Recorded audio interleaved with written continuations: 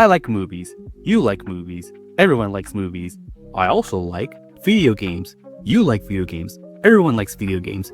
So combining the two should be a recipe for the best movie ever made for everyone. Well, what we got was this.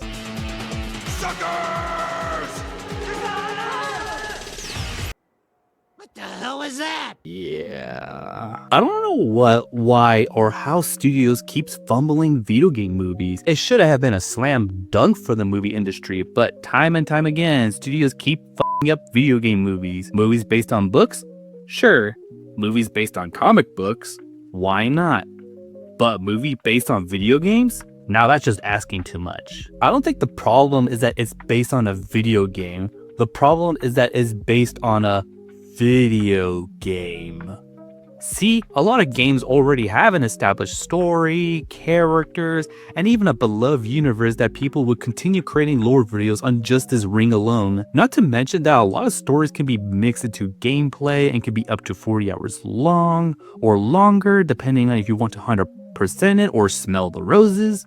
So any alterations, story cuts, or even how faithful you make the movie, hardcore fans are never going to be happy. Hell, even characters' designs are vital, like when the actress that played Ellie from The Last of Us doesn't look like the character at all. Some people just lost their shit, calling her names and other horrendous stuff that is straight up harassment. But one movie has beaten the odds and became the most infamous video game adaptation of all time. That's right, Super Mario Bros. 1993.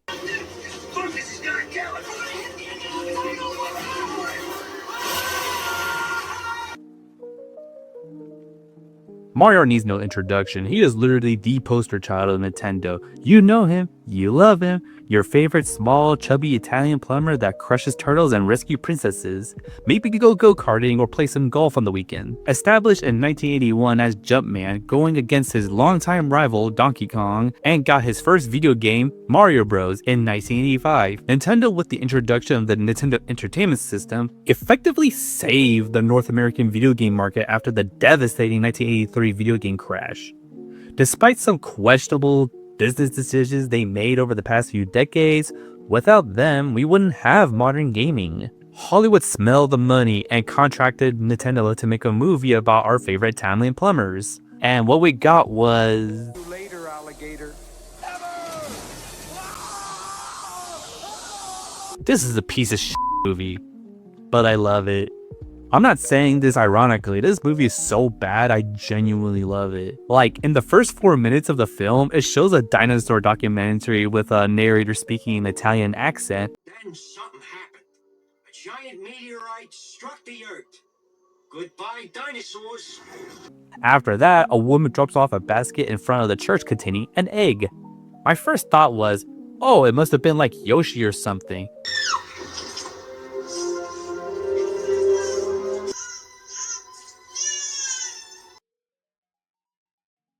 This caught me off guard so bad that I genuinely laugh out loud. I love it. Don't get me wrong, this movie's terrible. I just find it interesting the creative decisions of the executives at... Wait a minute. Disney? Unzip me. It's all coming back.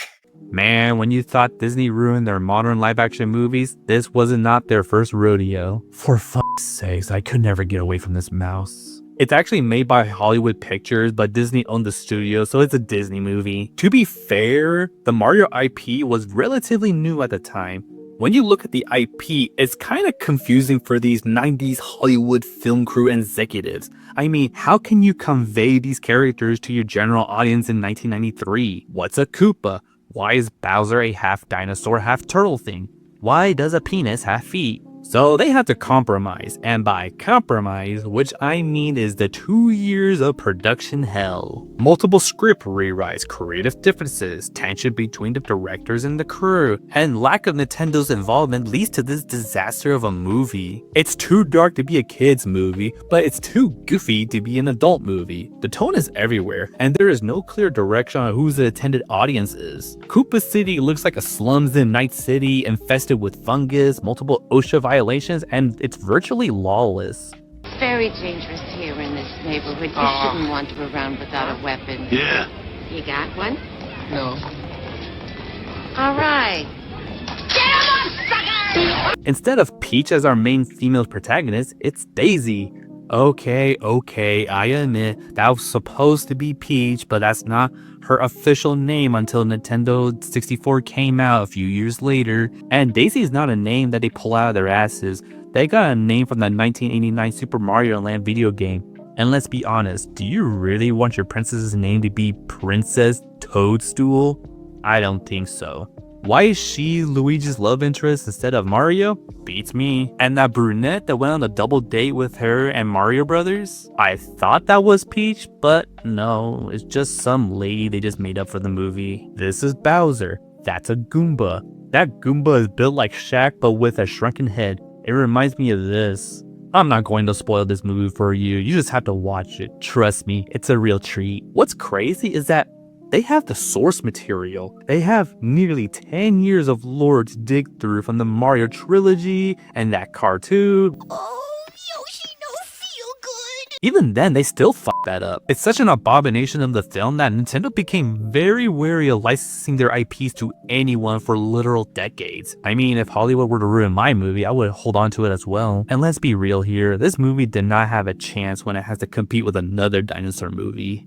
Over time, Nintendo would let other studios use their IP, but kept them on a chokehold on any creative decisions. Like in Wreck-It Ralph, Nintendo was so hands-on with Bowser that they specifically told the animators, hey, this is how Bowser stirred his spoon. It's baffling of how protective and hands-on they are with their IPs, but somehow Universal was able to convince Nintendo to negotiate with their projects on the theme park and the production of the new Mario movie. And my first reaction to the trailer is mixed. For the first few seconds, I was excited, hype, seeing an accurate version of Mario on the big screen.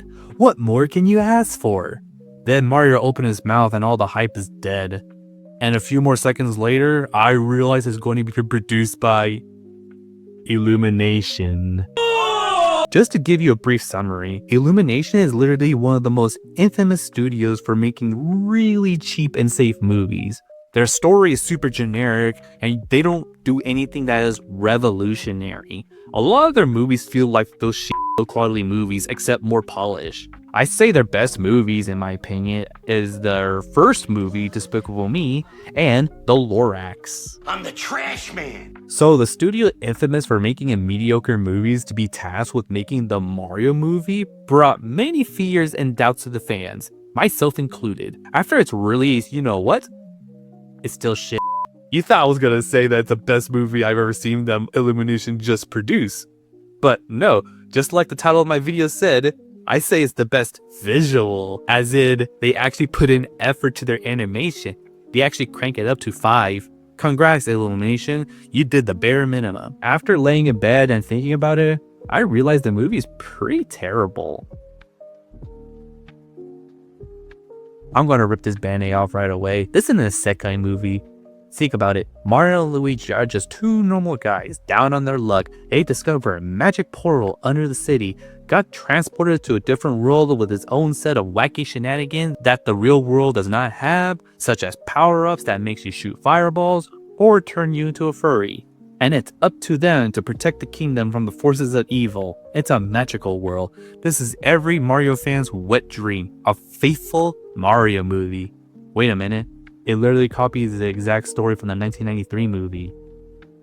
What the fuck? The only thing that does not make this an isekai is that Mario doesn't have a harem. Well, we'll see when the second movie comes out with Rosalina. What's great about Mario is that its IP doesn't really have a story. It is what I like to call a sandbox IP.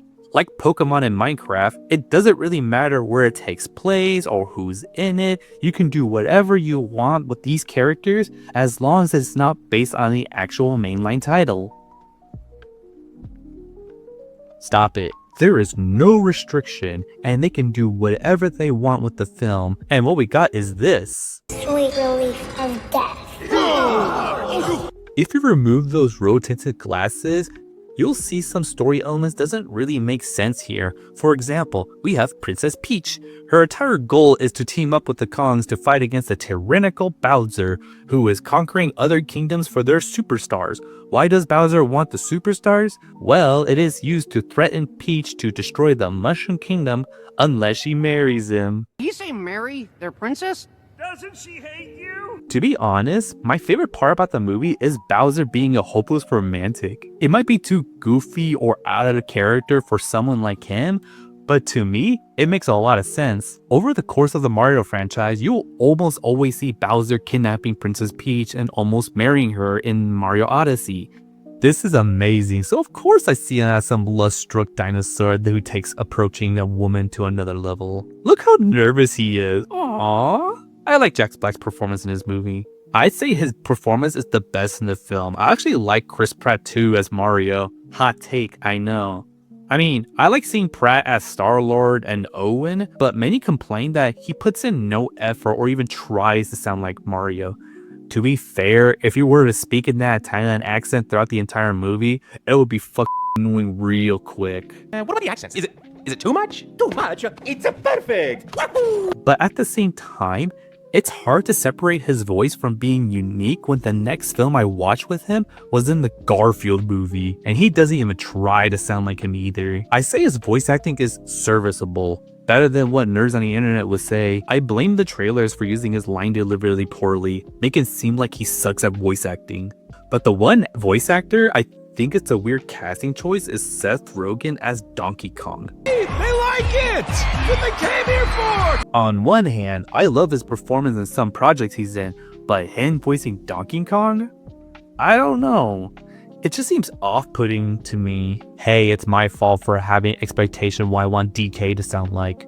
I've gotta look good, You do? but I gotta look especially smooth. Yet, he is the most energetic and passionate compared to the other actors. Like, he is having fun. I like how goofy DK is. Pretty much my second favorite character next to Bowser. I love how they introduce him through a rap sheet. Since we're going through characters, do you know Toad is voiced by Michael Key? I never knew he voiced Toad until I did my research on this film. He is unrecognizable because of that stupid chipmunk filter.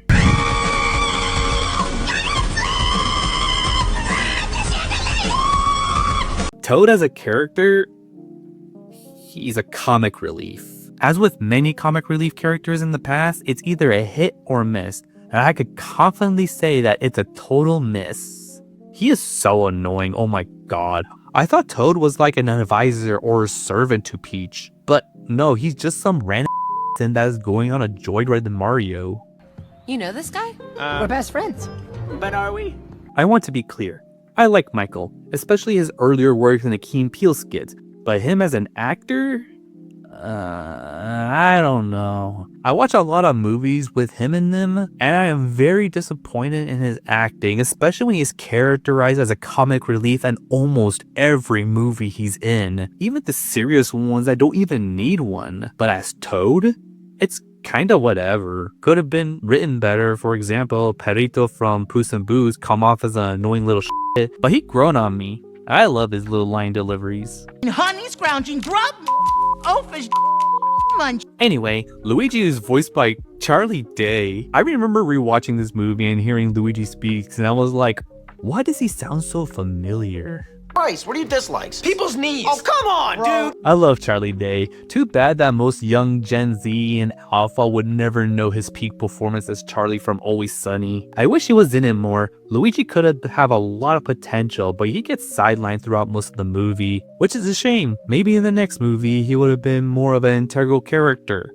I do like Luigi is now the damsel in distress instead of Peach. Speaking of Peach, Peach is voiced by Anya Taylor-Joy. You may know her as Casey in Split. I like her performance, but some complain that the movie's Peach doesn't feel like the real Peach from the games, who is generally portrayed as kind and caring. In this movie though, she is more initiative and has this girl boss energy that is done to death in Hollywood. But that also means that they never got their ass whooped by Peach in Smash Bros. To be frank, I can see the complaint here. She is almost a Mary Sue, virtually no flaws, a leader, intelligent, and a capable fighter. Yeah, it makes sense why some people would dislike her.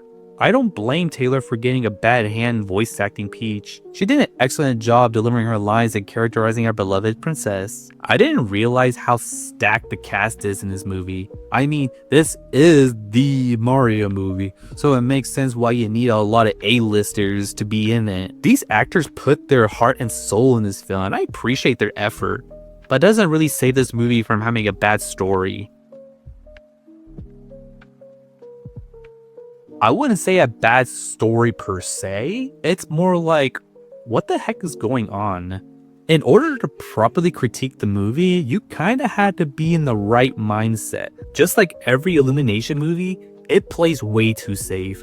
Or at the very least, put in more effort than any other film they usually out. There is no huge character development in this movie. In fact, the movie is too fast-paced for any real development. Being fast-paced is not inherently bad. It keeps the tempo going and doesn't waste time. But it doesn't leave room for character development. For example, there's a moment between Mario and DK about their daddy issues, but it quickly brushed off to move on to the next scene. At least you're not gonna die with your dad thinking you're a joke.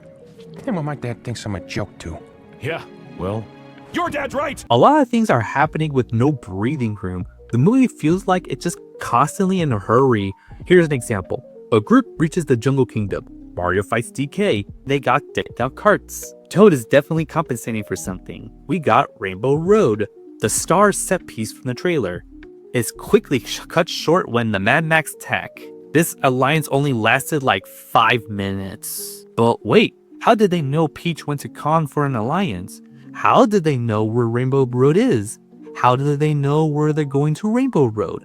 Is Toad a spy for the Koopa army? Apparently I'm not the only one thinking that. Another thing that makes me mad is how Mario beats DK. I know that this is a cartoon, but I ever fought a real gorilla before? Those are built like, well, gorillas.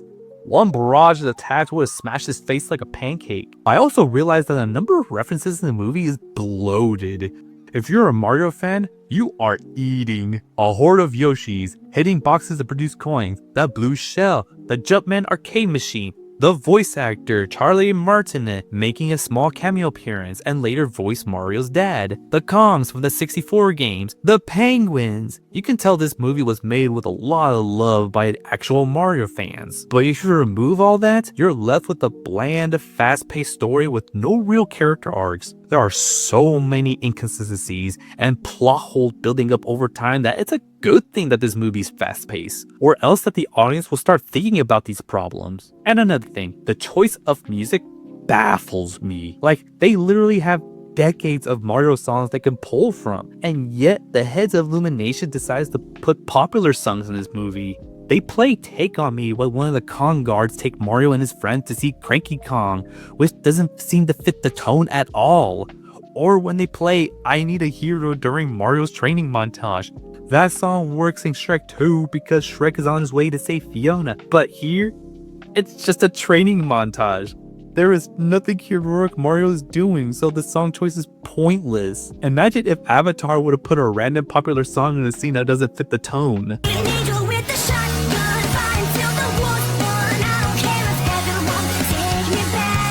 You know what? I take that back. We should have more of these. I would be lying if I say I hate this movie. I couldn't, because I love the Mario movie. I love the Mario franchise in general.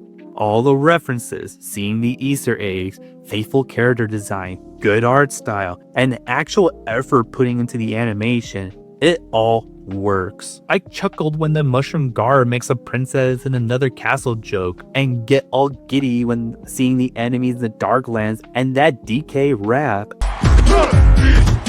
To be honest, making this into a movie is such a tall order, especially considering how big this franchise is. Expectations are high, and fans expect a lot from this. From start to finish, I never really got bored watching this movie. I'm just disappointed that Nintendo decides to partner with Universal, i.e.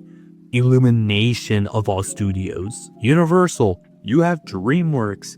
You have the studio that makes Kung Fu Panda, How Do You Train Your Dragon, and Shrek. You have the talent, but instead you gave this weight of responsibility to one of the most mediocre anime studios in the West. There was so much potential to make this the best Illumination movie ever made, and probably nothing would ever come close to that, especially considering their roster of films. Honestly though, I think dealing with Universal was better option than Disney. But I'd rather not give that rat any more IPs to ruin. You had your chance, Disney. You already ruined Pixar, you ruined Star Wars, you ruined Marvel, you're not gonna ruin Nintendo for me. But just like FNAF, this movie is made for the fans, not your average critic. It doesn't matter if the story is rushed, bland, inconsistent, or full of plot holes. If the character designs and the animation are good and the movie is entertaining on its own right, then that's a good enough movie for me.